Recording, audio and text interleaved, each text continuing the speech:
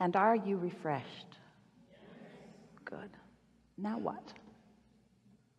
I'm so grateful to be here and that you chose me. Where do I begin? My question is along the lines of your opening statements, and I understand it all. And I have lived my life, I feel like, in such a way that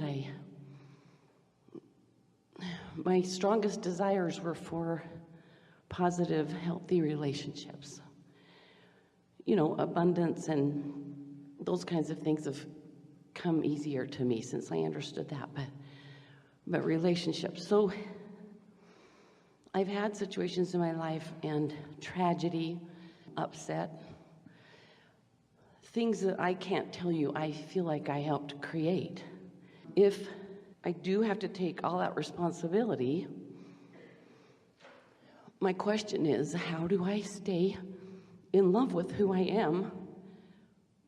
Because your inner being has stayed in love with who you are, and your quest is to seek harmony with your inner being. In fact, every time you judge yourself or condemn yourself or feel bad, that's your indication that you're off the mark of how Source feels about you. And don't you think Source ought to know? I do get that, I think. But it has to do more with, is there a line? Because I've been to therapists. Nope.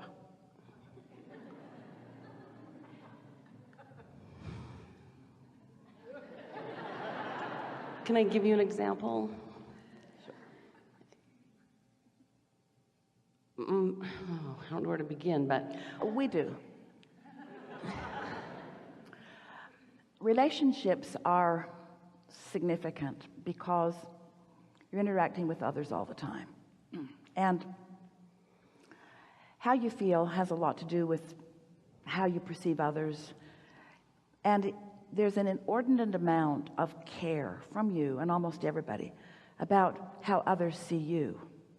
So there has been, for all of your life, a tremendous amount of futile attempt at contouring your life to please others, which has messed up your own sensitivity to your own guidance system. Almost everybody we would be saying pretty much the same thing to. So as you've been following us here, and we're going to get right to what you're talking about, so just relax and trust that this is all going to smooth right out for you.